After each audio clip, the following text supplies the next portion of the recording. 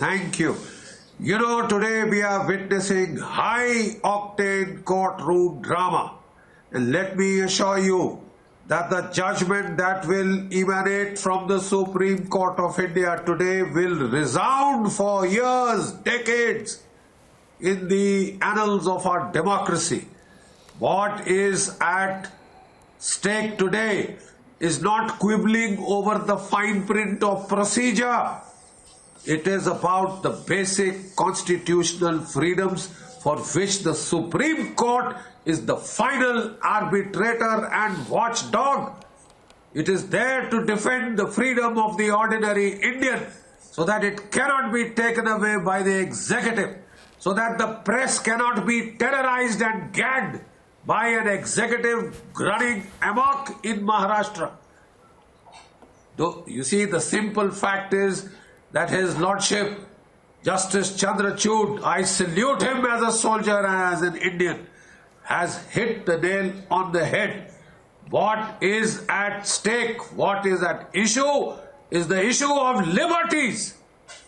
We are watching, it takes no rocket science. Every Indian, every simple Indian who may not be legally qualified can make out the cause-effect chain which highlights the dire vendetta that is on display, the sheer cussedness that is on display. A state minister going to the extent of saying that Arnab will commit suicide is one suicide too many in a state where two sadhus have been lynched, and there is the suicide so-called of Disha Salian and Sushant Rajput, and you are talking of yet more suicides. You know, this is a basic issue of foundational freedoms. I'm so happy it has come to the Supreme Court. Could you leave it to a metropolitan Mufassil court to decide constitutional freedoms, liberty, fraternity, equality? And while on equality, I want to tell you that we have a leftist, liberal, so-called echo chamber in parts of our legal system, in parts of our lawyer community, who, when people talk terrorists are at stake, their lives are at stake, they are being incarcerated, they go hammer and tongs against the army.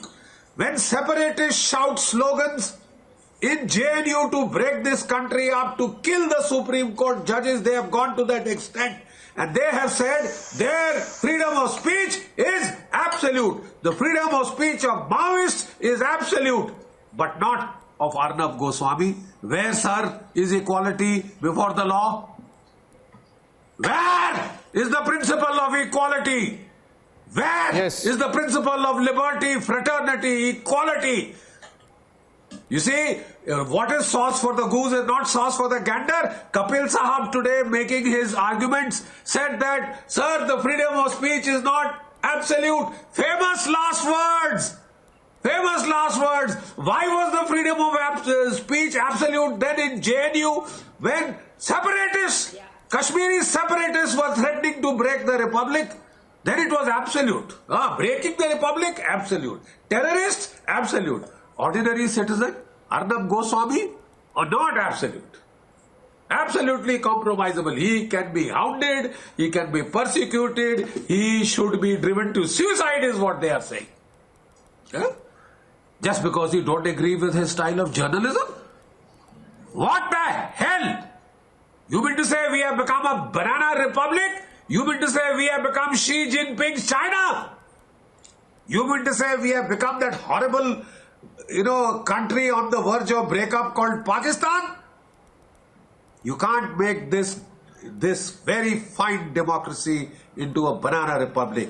I am so glad to see this high-octane drama. As an Indian, it swells my heart with pride. With pride. Look, our institutions are functional. Look, people stand up for the underdog. People stand up for what is right. Our courts are the final arbitrators, the guarantors of the liberty, fraternity, equality of our citizens before the law. See the majesty of the law at display, full display. Whole world, come and watch. Bakshi. Learn how a democracy functions with its checks and its balances.